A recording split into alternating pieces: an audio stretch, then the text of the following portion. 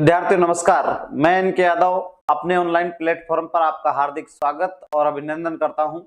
साथियों, आज से हम टेस्ट सीरीज के रूप में भूगोल विषय के अंतर्गत विभिन्न प्रतियोगिता परीक्षा में आने वाले प्रश्नों को हल कराने जा रहे हैं और मुझे पूर्ण विश्वास है कि ये सभी क्वेश्चन आप लोगों के लिए परीक्षा के दृष्टिकोण से उपयोगी साबित होंगे और आपकी सफलता में एक सहयोगात्मक रूप प्रदान करेंगे। तो बिना वक्त गवाए सीधे क्वेश्चनों पर चलते हैं। साथियों, आपके स्क्रीन पर पहला क्वेश्चन आ रहा है। आप देखिए, निम्नलिखित में से विश्व की सबसे बड़ी खारे पानी की झील। तो आप देखिए, आपसे खारे पानी की झील पूछी गई है और उसमें भी आपको थोड़ा सा ध्यान रखना है। सबसे बड़ी एक चीज देखिए, दो चीजों को आप ध्यान से समझिए। एक शब्द होता है सबसे बड़ी खारे पानी की झील। साथियों, सबसे बड़ी खारे पानी की झील जब शब्द आता है तो इसका मतलब सीधी वो जो बात करना चाह रहा है वो एरिया की करना चाह रहा है आपसे। और एक शब्द आता है कि विश्व की सर्वाधिक खारी झील। दोनों प्रश्न अपने आप में अलग हैं, इसलिए आप थोड़ा सा ध्यान से और सोच समझकर। एक शब्द आता है विश्व की सर्वाधिक खारी झील, इसका मतलब यहां बात कर रहा है लवणता।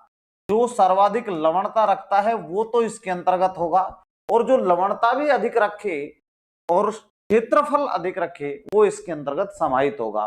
तो इसका देखिए, विश्व की सबसे बड़ी खारे पानी की झील, यहां पर उत्तर हो जाएगा कैस्पियन सागर। तो राइट आंसर क्या होगा?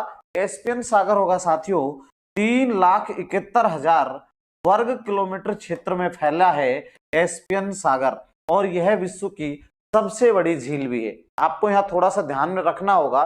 देखिए, प्रश्न कई प्रकार से आते हैं। मैं आपको उन दो चार प्रश्नों से संदर्भित भी करा देता हूं कि जब प्रश्न आए कि विश्व की सबसे बड़ी खारे पानी की झील कौन सी है, तो आपका उत्तर हो जाएगा कैस्पियन सागर, क्योंकि वो क्षेत्रफल के अकॉर्डिंग बड़ी है। आप देखिए, एक सामान्य प्रश्न, यहां आप खारे शब्द को छुपा दीजिए और एक सामान्य प्रश्न आपसे पूछा जाए कि विश्व की सबसे बड़ी झील कौन सी है। अब यहाँ ना मीठे पानी का सवाल है, ना ताजे पानी का सवाल है, और ना खारे पानी का, यानी सामान्य अवस्था में पूछता है तो भी उत्तर आपका कैस्पियन सागर ही आएगा। राइट, क्योंकि वो क्षेत्रफल 3,71,000 वर्ग किलोमीटर रखता है। दूसरी महत्वपूर्ण बात, लवणता सबसे ज्यादा किस झील के अंदर है? तो साथियों, सर्वाधिक लवणता वाली झील यानी वो कौन सी है? वोनजी। ठीक है, वोनजी टर्की, और वोनजी में लवणता की मात्रा जो है वो 330 ग्राम प्रति हजार। ये इसका राइट आंसर हो जाएगा। यानी विश्व की सबसे बड़ी खारे पानी की झील कैस्पियन सागर, और विश्व की सबसे खारी झील कौन सी हो जाएगी? वोनजी। ठीक है, ये आपको थोड़ा सा ध्यान में रखना है। नेक्स्ट क्वेश्चन की ओर चलते हैं। क्वेश्चन नंबर 2 आपके स्क्रीन पर आ रहा है। साथियों, जनसंख्या की दृष्टि से भारत के 3 सबसे बड़े राज्यों का अवरोही क्रम है। तो बहुत अच्छा प्रश्न है, यानी descending order according to population. First of all largest population वाला स्टेट रखना है, उसके बाद उससे कम और उससे कम। यानी यहां पर देखिए आपके स्क्रीन पर, क्योंकि आप सब जानते हैं कि उत्तर प्रदेश की भारत में सबसे ज्यादा जनसंख्या है, इसलिए ऑप्शन नंबर 2 और ऑप्शन नंबर 4 ये तो स्वतः ही खारिज हो जाते हैं। ठीक है, अब आपके पास ऑप्शन नंबर 1 बचता है और तीसरा बचता है। तो देखिए, उत्तर प्रदेश की जनसंख्या 19.9 करोड़ व्यक्ति है अकॉर्डिंग टू 2011 पॉपुलेशन। ठीक है, सेंसस। ठीक है, उसके अकॉर्डिंग जो है उत्तर प्रदेश की जनसंख्या, जो भारत की कुल जनसंख्या का लगभग 16.5%। ठीक है, ये यहां पर देखिए बहुत ही आपको समझना होगा कि 20 करोड़ लोग, भारत की कुल आबादी 1,21,08,54,977 व्यक्ति, यानी मैं कह सकता हूं कि 121 करोड़ में से 20 करोड़ आबादी स्वतः ही उत्तर प्रदेश रखता है। ठीक है, इसके बाद दूसरा नंबर जो आता है वो महाराष्ट्र का आता है, और तीसरा नंबर बिहार का। यानी इसका जो पहला ऑप्शन है साथियों, वो क्या हो जाएगा? वो राइट हो जाएगा। इसीलिए उत्तर प्रदेश अपने आप में यूनिक है, इसीलिए वहां पर लोकसभा की सीटें भी सबसे ज्यादा हैं और विधानसभा की सीटें भी सबसे ज्यादा हैं। आप देखिए, 75 डिस्ट्रिक्ट उत्तर प्रदेश के अंदर आते हैं, 80 लोकसभा की सीटें हैं। भारत में सर्वाधिक लोकसभा की सीटें भी उत्तर प्रदेश रखता है, जिसका प्रमुख कारण यही है। नेक्स्ट क्वेश्चन की ओर बढ़ते हैं साथियों। क्वेश्चन नंबर 3 आपके स्क्रीन पर है। वर्ष 2011 के अनुसार देश में 2001-2011 की अवधि में जनसंख्या वृद्धि दर, यानी एक दशक की, दशक का मतलब 10 सालों का जो पीरियड होता है उसमें वृद्धि दर कितनी रही, तो इसका राइट आंसर हो जाएगा 17.7 प्रति वर्ष। ठीक है, आप सब जानते हैं भारत में सर्वाधिक जनसंख्या वृद्धि जिस वर्ष रही थी वो 1971 था, और भारत में 1911 से, आप ध्यान से देखिए यहां पर 1911 से और 1921 के दशक के बीच आप देखिए भारत में जनसंख्या -39% दशक के वृद्धि दर के साथ थी। ठीक है, ये ऐसा दशक था जिसमें भारत की दशक की वृद्धि दर ऋणात्मक रही है 1911 से 1921, इसीलिए ग्रेट डिवाइडिंग वर्ष भी कहा जाता है 1921 को। ठीक है, ग्रेट डिवाइडिंग जनगणना वर्ष या जनसंख्या वर्ष किसे कहा जाता है, तो 1921। ये सेकंड ग्रेड में जनरली पूछा जाता है और बहुत बार आरपीएससी इस क्वेश्चन को रखती है कि महाजनगणना विभाजक वर्ष किसे कहा जाता है, 1921, क्योंकि इस दशक में भुखमरी तथा बीमारी दोनों का प्रकोप साथ रहा था। राइट, तो इसका राइट आंसर हो जाएगा 17.7। नेक्स्ट क्वेश्चन साथियों आपके स्क्रीन पर बहुत अच्छा प्रश्न है जो आपको जनरली परीक्षा में पूछा भी जाता है कि यूएसए यानी संयुक्त राज्य अमेरिका की बृहद झीलों का पूर्व से पश्चिम की ओर, देखिए दो चीजें समझिए, ये पूर्व है और ये पश्चिम है, यहां से इधर की ओर आपको जाना है, तो इसके लिए हम एक सूत्र भी जनरली यूज करते हैं। आप सब जानते हैं वृहद झीलों को महान झीलें भी कहा जाता है, अंगुलाकार झीलें भी कहा जाता है साथियों।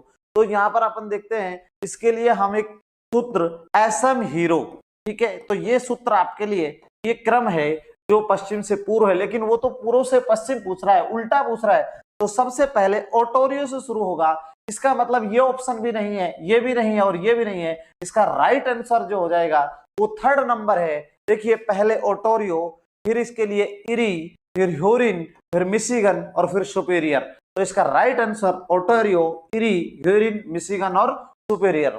साथियों आप सब जानते हैं कि दुनिया की सबसे बड़ी मीठे पानी की झील सुपेरियर झील है, तो इसका राइट आंसर, ये आप इसके लिए सूत्र याद रख सकते हैं, एसएम हीरो। राइट, तो एसएम हीरो इधर कौन सा दिशा है, पश्चिम, और इधर पूर्व। नेक्स्ट क्वेश्चन आपके स्क्रीन पर आ रहा है साथियों, क्वेश्चन नंबर 5, जनसंख्या की दृष्टि से भारत के 3 सबसे छोटे राज्यों का सही क्रम है। बहुत अच्छा प्रश्न है। आप देखिए, आप सब जानते हैं क्षेत्रफल की दृष्टि से भारत का सबसे छोटा राज्य गोवा है। आप देखिए 2 ही डिस्ट्रिक्ट आते हैं गोवा में, उत्तरी गोवा और दक्षिणी गोवा। यहां जनसंख्यात्मक रूप से बात कर रहा है तो देखिए सबसे कम जनसंख्या सिक्किम की है, तो स्वतः ही, और ऑप्शन तो सभी स्वतः ही गलत हो जाते हैं। ऑप्शन नंबर 2 इज राइट, सर्वाधिक सिक्किम की है, दूसरे नंबर पर मिजोरम और तीसरे नंबर पर क्या आ जाएगा, अरुणाचल प्रदेश। बहुत अच्छा प्रश्न साथियों, अक्सर क्वेश्चन पूछे जाते हैं डिसेंडिंग और असेंडिंग ऑर्डर के।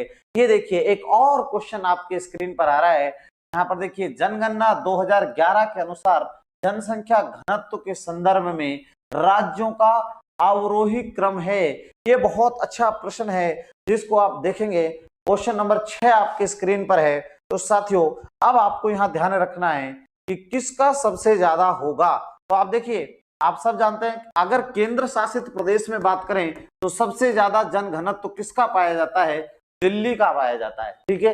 लेकिन यहाँ राज्यों की बात कर रहा है, सबसे ज्यादा यहाँ पर किसका होगा, बिहार का होगा, 1106, ठीक है। उसके बाद में पश्चिम बंगाल 1028। ये देखिए ये जनघनत्व है, आप सब जानते हैं जनघनत्व होता क्या है, तो 1000 वर्ग किलोमीटर में रहने वाले व्यक्तियों की जो संख्या होती है साथियों, उसे क्या कहते हैं, उसे जनघनत्व कहते हैं। तो सबसे ज्यादा जनघनत्व, तो ये ऑप्शन जो है स्वतः ही निरस्त हो जाते हैं। पहला बिहार, दूसरा पश्चिम बंगाल, तीसरा केरल और चौथा आपके स्क्रीन पर आ रहा है तो उत्तर प्रदेश। यानी केरल का भी देखें तो 860 और उत्तर प्रदेश की बात करें तो 829। अगर केरल का देखेंगे तो 860 और उत्तर प्रदेश का 829 जनघनत्व पाया जाता है, ठीक है। 11,320 जो है वो दिल्ली का है। आप देखिए दिल्ली का जनघनत्व चौंकाने वाला है। आप 1 वर्ग किलोमीटर में रहने वाले व्यक्तियों की संख्या 11,320 है। आप सोच सकते हैं दिल्ली के लोग किस अवस्था में रहते हैं।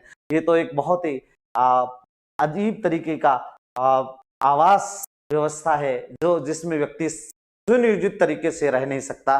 खैर ये व्यवस्था है। तो नेक्स्ट क्वेश्चन आपके स्क्रीन पर आ रहा है साथियों। नेक्स्ट क्वेश्चन देख लेते हैं। अब आप देखिए यहां पर क्वेश्चन नंबर 7, राष्ट्रीय जनगणना 2011 के अनुसार लिंग अनुपात के संदर्भ में राज्यों का अवरोही क्रम बताइए। ये बहुत अच्छा प्रश्न है। लिंग अनुपात, यहां पर आपको थोड़ा सा ध्यान में रखना होगा साथियों। सबसे ज्यादा भारत में लिंग अनुपात वाला राज्य कौन सा है, तो वो केरल है। न्यूनतम की बात करेंगे तो न्यूनतम कौन सा है, हरियाणा है। आप ये भी जानते हैं। अब चूंकि केरल का लिंगानुपात और केरल का लिंगानुपात 1084, यानी 1000, यहां पर ध्यान से देखिएगा, पुरुषों पर महिला की संख्या, ये लिंगानुपात कहलाता है। 1000 व्यक्ति पर महिला की संख्या जो होती है उसे लिंग अनुपात कहते हैं प्रिय विद्यार्थियों। लेकिन विश्व के संदर्भ में ये बात अलग है। विश्व के संदर्भ में 1000 महिलाओं पर पुरुषों की संख्या, जब विश्व का लिंग अनुपात या विश्व के अंतरराष्ट्रीय स्तर पर लिंग अनुपात की बात की जाती है तो उसमें हमेशा 1000 पुरुषों पर महिला की संख्या को रखा जाता है।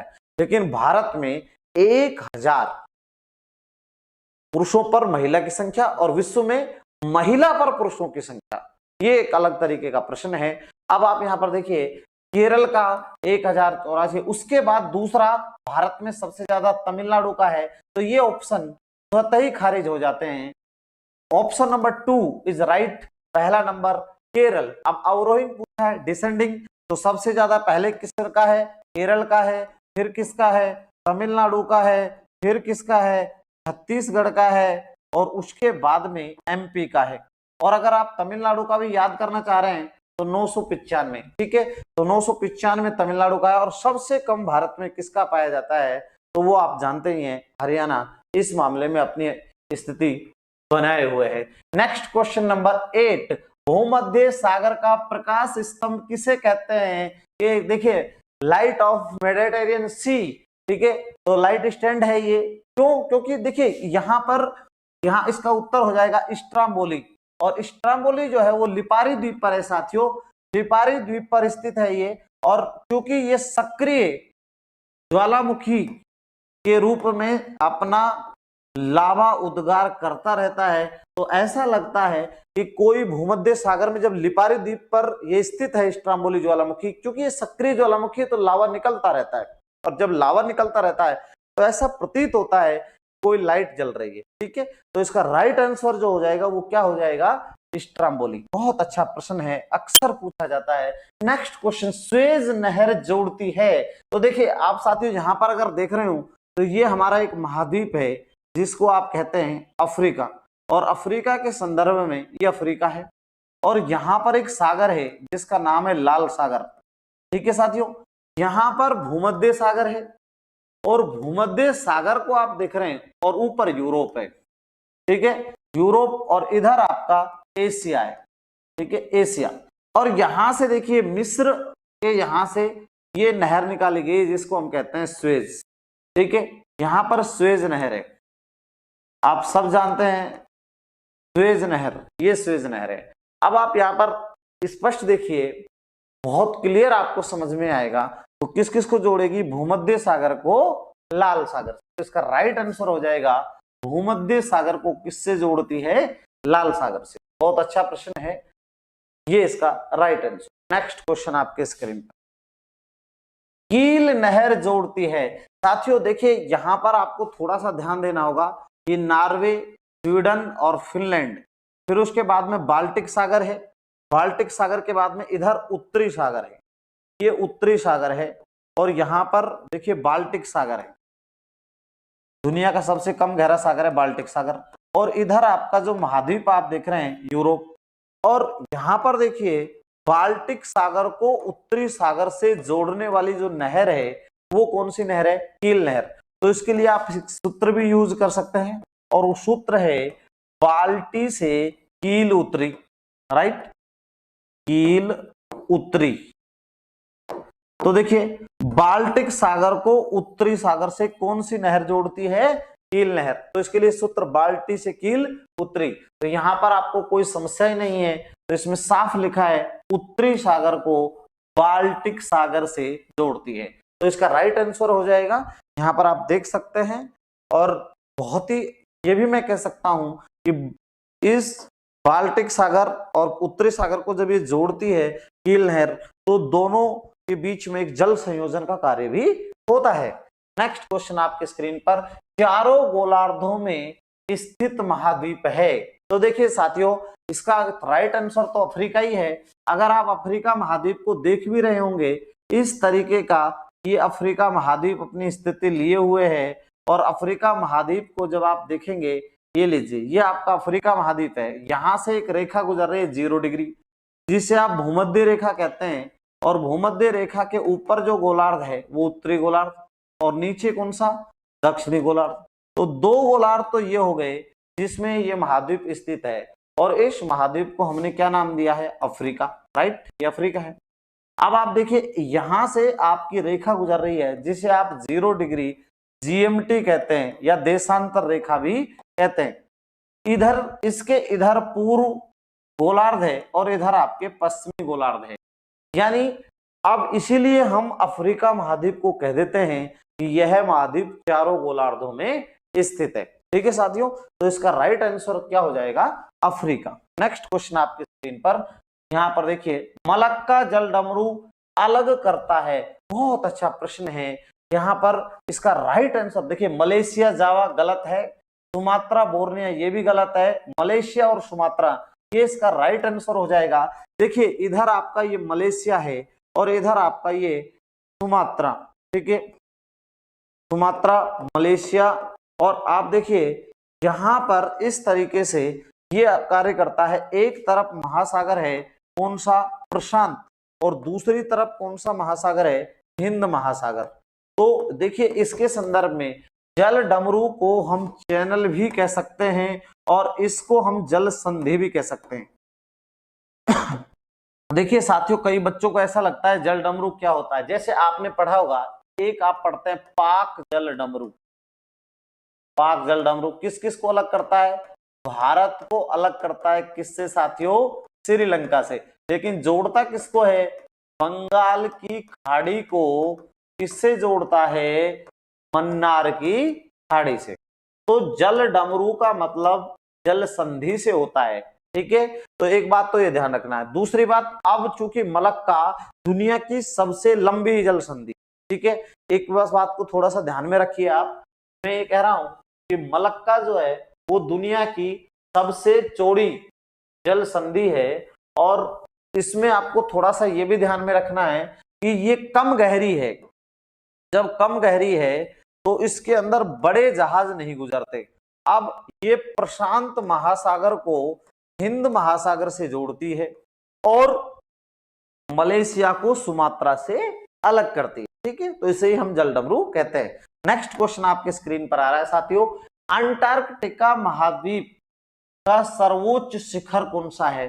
तो देखिए यहां पर mount Wilson massif, Wilson massif जो है वो अंटार्कटिका महाद्वीप का सबसे ऊंचा 5140 मीटर इसकी हाइट है।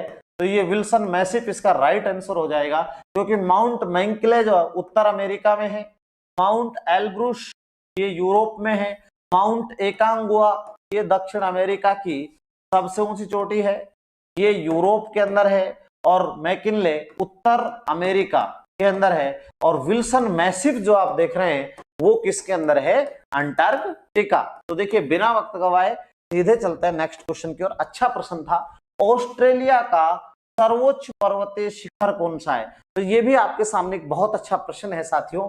देखिए यहाँ पर ऑस्ट्रेलिया का पूछा है, तो इसका राइट आंसर जो है माउंट बिलो माउंटेन ये तो है ही नहीं, माउंट एल्ब्रुस अभी बता रहे थे यूरोप का है, माउंट कुक भी नहीं है। तो इसका राइट आंसर साथियों जो हो जाएगा माउंट कोसियुस्को। ठीक है, 2226 मीटर इसकी हाइट है, किसकी? माउंट कोसियुस्को की। और यह है ऑस्ट्रेलिया महाद्वीप का सर्वोच्च शिखर है।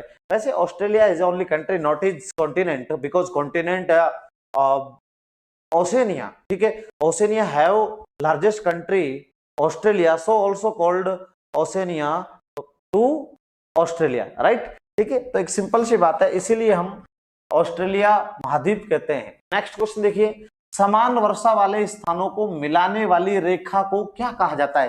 देखिए ये सब, एक चीज तो हमेशा ध्यान रखिए, ये काल्पनिक रेखाएं होती हैं, चाहे वो आइसोबार हो, चाहे आइसोबात हो, चाहे आइसोहाइट्स हो। तो साथियों आइसोबात ये तो वर्षा का है ही नहीं, ठीक है। आइसोहाइट का राइट आंसर हो जाएगा, आइसोबार तो वायुदाब, समान वायुदाब वाले मिलाने, तो इसका राइट आंसर क्या हो जाएगा?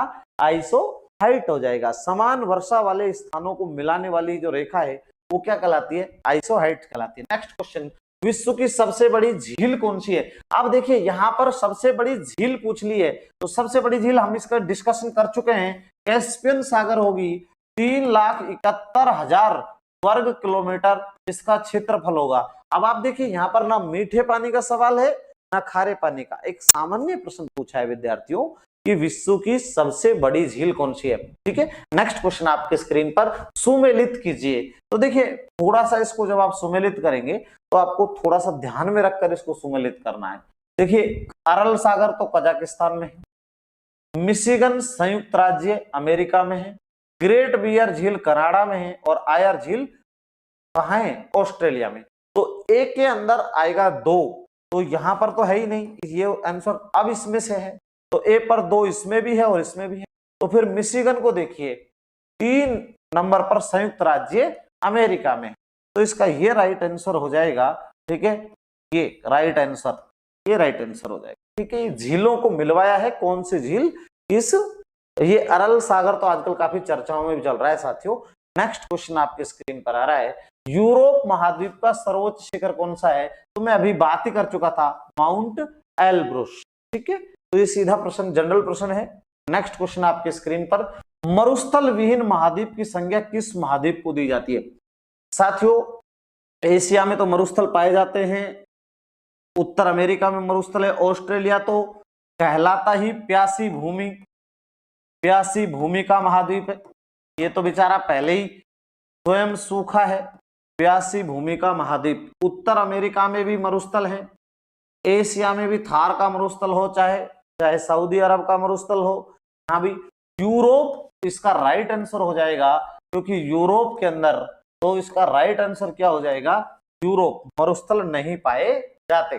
पक्षियों का महाद्वीप या लेटिन महाद्वीप, देखिए लेटिन तो भाषा है, लेटिन भाषा के आधार पर देखिए दक्षिण अमेरिका, उत्तरी अमेरिका, यूरोप और ऑस्ट्रेलिया, तो साथियों इसका उत्तर हो जाएगा दक्षिण अमेरिका। देखिए उत्तर अमेरिका को कहा जाता है आंग्ल अमेरिका, राइट, आंग्ल अमेरिका, और दक्षिण अमेरिका को कहा जाता है लेटिन अमेरिका। लेटिन भाषा बोले जाने के कारण इसे लेटिन महाद्वीप भी कहा जाता है। इसके साथ अब आपके सामने एक बात हो रही है, पक्षियों का महाद्वीप, ठीक है। तो गवानो पक्षी के यहाँ पर खाद्य बहुत प्रसिद्ध है साथियों, गवानो पक्षी का खाद्य दक्षिण अमेरिका महाद्वीप का, काफी आप पढ़ते भी होंगे और मैंने डेस्क्रिप्टिव नोट्स के अंदर भी लिखा है। तो इसका राइट आंसर क्या हो जाएगा? दक्षिण अमेरिका, ठीक है। नेक्स्ट, पठारी महाद्वीप के रूप में जाना जाता है, तो अफ्रीका, यूरोप, ऑस्ट्रेलिया और दक्षिण अमेरिका। अभी हमने कहा सबसे ज्यादा पठार किस महाद्वीप में है? अफ्रीका। तो पठारी महाद्वीप की संज्ञा किस महाद्वीप को दी जाती है? तो साथियों इसका राइट आंसर क्या हो जाएगा? अफ्रीका। नेक्स्ट क्वेश्चन आपकी स्क्रीन पर आ रहा है, प्रशांत महासागर का चौराहा the cross road of the Pacific ocean के नाम से जाना जाता है। इसका मतलब साफ है कि इनमें से वो द्वीप जो प्रशांत महासागर में स्थित है। अब देखिए फिजी द्वीप, टोंगा द्वीप, पूर्वी तिमोर, हवाई द्वीप, तो इसका राइट आंसर हो जाएगा हवाई द्वीप। यहाँ पर देखिए ये आपका उत्तर अमेरिका है और यहाँ पर एक द्वीप है जिसका नाम है हवाई द्वीप, और इधर आपका पैसिफिक ओशियन है जिसे आप कहते हैं प्रशांत महासागर, ठीक है। ये प्रशांत महासागर है। हवाई द्वीप की राजधानी होनोलुलु है, ठीक है। होनोलुलु क्या है? राजधानी किसकी? हवाई द्वीप की। साथियों ये संयुक्त राज्य अमेरिका का 50वां राज्य है। हवाई द्वीप को कहा जाता है प्रशांत महासागर का चौराहा। तो राइट आंसर इसका क्या आ जाएगा? हवाई द्वीप आ जाएगा। नेक्स्ट क्वेश्चन आपकी स्क्रीन पर, भारत का सबसे बड़ा द्वीप कौन सा है? देखिए, भारत का सबसे बड़ा अगर वो द्वीप समूह पूछता है, भारत का सबसे बड़ा द्वीप समूह, तो उत्तर आता है अंडमान निकोबार। ठीक है, लेकिन उसने तो भारत का सबसे बड़ा क्या पूछा है? द्वीप पूछा है। तो राइट आंसर हो जाएगा मध्य अंडमान। मध्य अंडमान भारत का सबसे बड़ा द्वीप है। ठीक है साथियों, अब आपको दो बातें और बता देता हूं मैं। एक बात स्पष्ट तौर पर पता होनी चाहिए, वह भूखंड या वह भूभाग जो चारों ओर से जल से घिरा हो, वह क्या कहलाता है? वह द्वीप कहलाता है। और यह भी साथियों आपको पता होना चाहिए कि दुनिया का सबसे बड़ा द्वीप कौन सा है? ग्रीनलैंड है, जिसका पुराना नाम कल्लानित नुनात है। इसके बाद नदी के बीच में कोई द्वीप बना हो और वह पानी से घिरा हुआ हो, तो वह नदीय द्वीप कहलाता है। और दुनिया का सबसे बड़ा नदीय द्वीप माजुली द्वीप है, ब्रह्मपुत्र नदी में है और मेरे भारत के असम राज्य के अंतर्गत आता है। ठीक है, तो साथियों बहुत अच्छा प्रश्न है। नेक्स्ट क्वेश्चन आपके, नूबियन मरुस्थल कहाँ स्थित है? तो देखिए, नूबियन मरुस्थल के बारे में कह रहा है, तो राइट आंसर जो नूबियन मरुस्थल का हो जाएगा इथोपिया, मिस्र, सोमालिया। इसका मतलब ये बात तो ठीक है कि अफ्रीका में है, और अफ्रीका में भी है, अफ्रीका महाद्वीप में है, तो ये सभी राष्ट्र अफ्रीका के भी हैं। इसका राइट आंसर होगा सूडान। सूडान के अंदर नूबियन मरुस्थल कहाँ हो जाएगा? सूडान में। नेक्स्ट क्वेश्चन आपके स्क्रीन पर, महासागरों की औसत गहराई होती है साथियों 3300 मीटर, 3800 मीटर, 4300 और 48। यहाँ थोड़ा सा आपको समझना होगा, ये है हमारा 0 पॉइंट है और इसे हम कहते हैं समुद्र तल। क्या कहते हैं? समुद्र तल। अब आप देखिए, इस तरीके से आपको ये भी पता है कि नीचे ये समुद्र है। अब ऊपर जो है यहाँ पर तो कहलाता है महाद्वीप, और इधर आपका नीचे वाला भाग क्या कहलाता है? महासागर। तो महासागरों की जो गहराई होती है वो 3800 मीटर होती है, और महाद्वीपों की औसत ऊंचाई कितनी होती है? महाद्वीप। यहाँ पर आपको थोड़ा सा ध्यान में देना होगा, बहुत इंपॉर्टेंट प्रश्न कर रहा हूं मैं आपसे। एक भूगोल में एक शब्द आता है उच्चता मितीय वक्र। उच्चता मितीय वक्र वो होता है जिसे हाइपोक्रेटिक कर्व कहते हैं, जो उच्चावच की ऊंचाई तथा उसके गहराई को बताता है। तो महासागरों की औसत गहराई कितनी होती है? तो इसका राइट आंसर क्या हो जाएगा? 3800 मीटर हो जाएगा। क्या हो जाएगा? 3800 मीटर हो जाएगा। साथियों दूसरी बात आपको ध्यान में रखनी है कि महाद्वीपों की औसत ऊंचाई कितनी होती है? तो वो 840 मीटर हो जाएगी। नेक्स्ट क्वेश्चन आपके स्क्रीन पर, यहाँ पर देखिए, सुमेलित कीजिए। तो गोबी का मरुस्थल ये तो मंगोलिया में है। अटाकामा, तो ये भी आपको पता है, अटाकामा कहाँ पर है? चिली में। पैटागोनिया अर्जेंटीना में, और थार का मरुस्थल कहाँ है? भारत में। तो ये तो अच्छा प्रश्न है और आपको आसानी से आ भी जाएगा। नेक्स्ट क्वेश्चन आपके स्क्रीन पर, क्षेत्रफल के अनुसार महासागरों का अवरोही क्रम बताइए। तो descending order according to area of the ocean. ठीक है, इसका मतलब सबसे पहले हमें सबसे बड़ा महासागर बताना है। तो साथियों देखिए, सबसे बड़ा महासागर प्रशांत है, ये तो चारों में ही है, यहां भी है और यहां भी है और यहां भी है। दूसरे नंबर पर देखिए अटलांटिक महासागर, इसके क्षेत्रफल की बात करूं तो 1600.5 करोड़ वर्ग किलोमीटर इसका क्षेत्रफल है, और अटलांटिक का 8.2 करोड़ वर्ग किलोमीटर ये इसका क्षेत्रफल है। तो पहले नंबर पर प्रशांत, दूसरे पर अटलांटिक, तीसरे पर हिंद और चौथे पर आर्कटिक। तो राइट आंसर क्या हो जाएगा? राइट आंसर आपका पहला हो जाएगा। जबकि और ऑप्शन में देखेंगे तो यहाँ आर्कटिक है, गलत है, यहाँ हिंद है, गलत है, और यहाँ पर देखिए यहाँ भी आर्कटिक है साथियों। तो राइट आंसर पहले नंबर पर प्रशांत, दूसरे पर अटलांटिक, तीसरे पर हिंद और चौथे पर आर्कटिक। नेक्स्ट क्वेश्चन आपके स्क्रीन पर आ रहा है, अग्नि वलय रिंग ऑफ फायर, अग्नि मेखिला पाई जाती है। साथियों प्रशांत महासागर को आप देखिए, उसके अंदर एक ऐसा इलाका है जहां पर ये देखिए, ये पूरा क्षेत्र जो आप देख रहे हैं ये है रिंग ऑफ फायर। ये ज्वालामुखी का क्षेत्र है जहां पर निरंतर ज्वालामुखी आते रहते हैं। दक्षिण अमेरिका, उत्तर अमेरिका, फिर यहाँ पर जापान वाला क्षेत्र है, इधर एशिया आ जाता है और नीचे ऑस्ट्रेलिया आ जाता है। टुंड्रा ट्रंच भी इसी का भाग है। अब आप देखिए नीचे अंटार्कटिका है, ठीक है, उसके अंदर भी ज्वालामुखी है। इस तरीके से ये ऐसा लगता है कि एक अंगूठी के रूप में आग जल रही हो, एक गोलाकार रूप में, इसे रिंग ऑफ फायर। तो रिंग ऑफ फायर पाई जाती है किसमें? पैसिफिक ओशियन में, प्रशांत महासागर में। अच्छा, जनरली होता क्या है कि पूछ लेता है कि रिंग ऑफ फायर है क्या, तो ज्वालामुखी उद्गार के वो क्षेत्र जहां ऐसा महसूस होता है कि जल और थल के मिलन क्षेत्र, अभिसरण क्षेत्र पर, ठीक है, ऐसा महसूस होता है कि ये मान के चलिए कि वहां लाइट जल रही हो, आग जल रही हो, ठीक है, तो ये रिंग ऑफ फायर है। नेक्स्ट क्वेश्चन आपके स्क्रीन पर, द ग्रेट ओशियन ट्रेड मार्ग किस महासागर होकर गुजरता है? यानी विश्व का महान व्यापार मार्ग। तो आप देखिए कई बार जब प्रश्न साथियों ऐसा आता है तो एक बात तो हमेशा आपको स्वतः ही ध्यान में आ जानी चाहिए कि व्यापारिक महासागर किसे कहते हैं। तो व्यापारिक महासागर जो कहते हैं वो अटलांटिक को कहते हैं।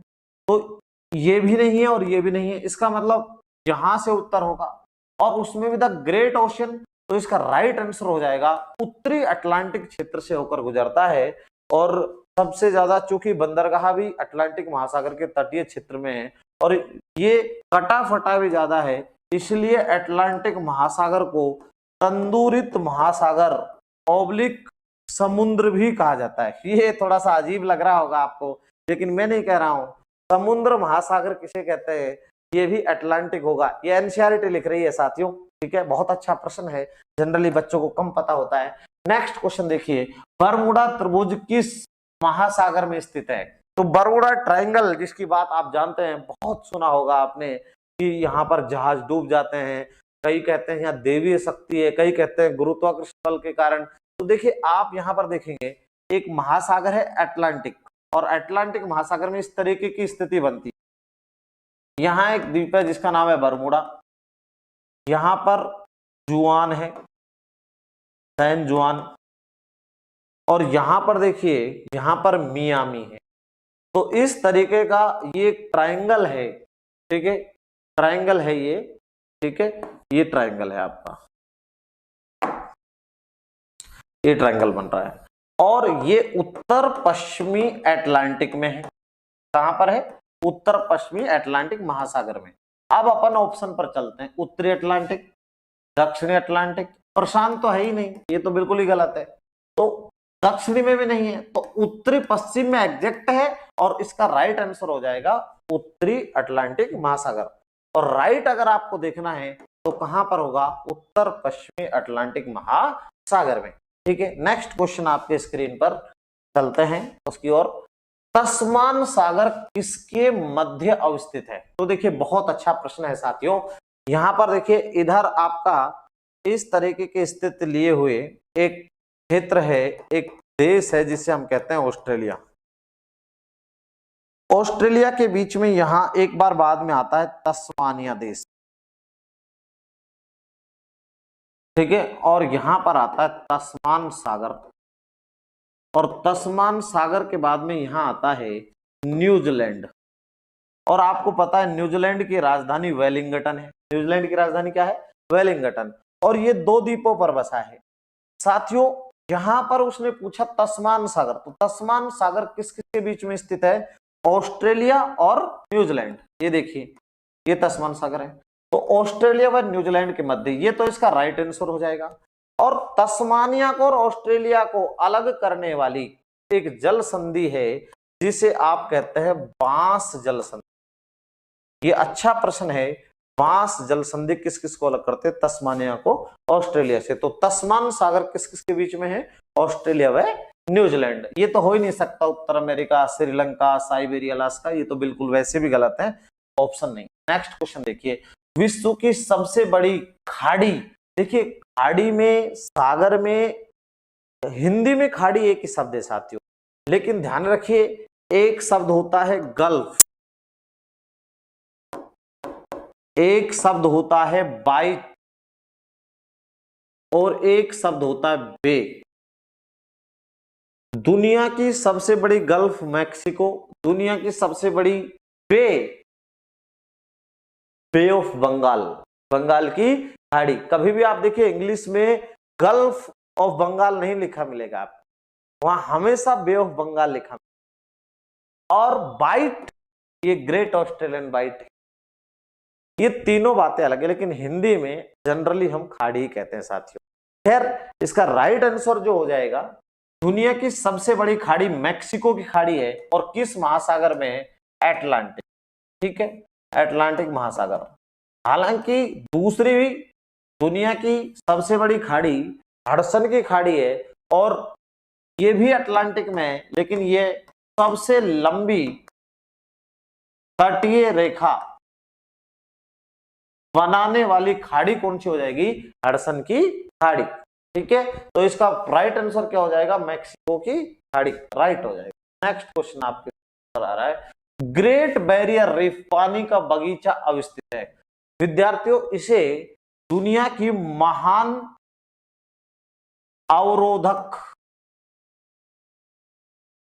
प्रवाल भित्ति भी कहते हैं। ठीक है, और आप देखिए ये क्वींसलैंड का तट है, ऑस्ट्रेलिया देश है क्वींसलैंड, और क्वींसलैंड का क्या है? ये तट है। यहां पर आपका जो देश दिखाई दे रहा है वो ऑस्ट्रेलिया है, और ऑस्ट्रेलिया का ये जो भाग है ये पूर्व का भाग है। इस तट पर, इसके तट के थोड़ा सा अंदर 8 डिग्री साउथ से 22 डिग्री साउथ अक्षांश के बीच में ये जो आपको प्रवाल भित्ति दिखाई दे रही है, इसे कहते हैं ग्रेट बैरियर रीफ। और बैरियर का मतलब रोकना होता है, और किस महासागर में है? तो साथियों प्रशांत महासागर में है, और इसे ही पानी का बगीचा भी कहा जाता है। तो इसका राइट आंसर क्या हो जाएगा? प्रशांत महासागर। ठीक है, लगभग 2400 किलोमीटर के आसपास लंबी इसको बताया जाता है। ठीक है, बहुत लंबी है। नेक्स्ट क्वेश्चन आपके स्क्रीन पर, बहुत अच्छा प्रश्न था साथियों, सबसे लवणीय सागर है। देखिए, जब सबसे, अब यहां बात कर रहा है लवणता की। ठीक है, किसकी बात कर रहा है? लवणता की बात कर रहा है कि सबसे लवण। तो सबसे लवणता सर्वाधिक कौन सा रखता है? मृत सागर, 228 ग्राम प्रति हजार इसकी लवणता की मात्रा है। साथियों दुनिया की सबसे खारी झील वोंजी है, वोंजी, और जो 330 ग्राम प्रति हजार लवणता रखती है। अब यहां पर चूंकि सागर पूछा है, तो इसका राइट आंसर क्या हो जाएगा? मृत सागर हो जाएगा। ठीक है, आप स्क्रीनशॉट ले सकते हैं। ठीक है, नेक्स्ट क्वेश्चन आपके स्क्रीन पर आ रहा है, सुंडा ट्रंच अवस्थित है। एक बात तो ध्यान रख लीजिए, सुंडा ट्रंच को जावा ट्रंच भी कह सकते हैं, और ट्रंच का मतलब यहाँ पर गर्त से है। ठीक है, तो किस में है? हिंद महासागर में है, और प्रशांत में नहीं है, अंध में नहीं है, मैक्सिको तो है ही नहीं। इसका राइट आंसर जो है वो क्या हो जाएगा? हिंद महासागर। और हिंद महासागर के भी किस क्षेत्र में? तो पूर्व उत्तर क्षेत्र में। ये भी ध्यान रखिए, पूर्व उत्तर क्षेत्र में क्या है? स्थित है। पूर्व उत्तर क्षेत्र में स्थित है सुंडा ट्रंच।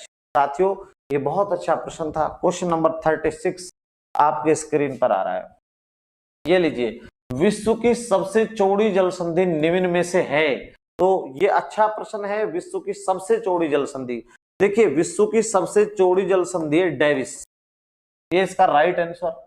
यहां आप देखिए, ये आपका आर्कटिक है, आर्कटिक सागर, और आर्कटिक सागर को ये जोड़ती है किससे? इधर आपका एक भाग है जिसे कहते हैं अटलांटिक महासागर। ठीक है, आर्कटिक महासागर को, सॉरी, महासागर को अटलांटिक महासागर से जोड़ती है, और यहां पर एक द्वीप है बेफिन द्वीप, बेफिन द्वीप कहां पर? कनाडा में।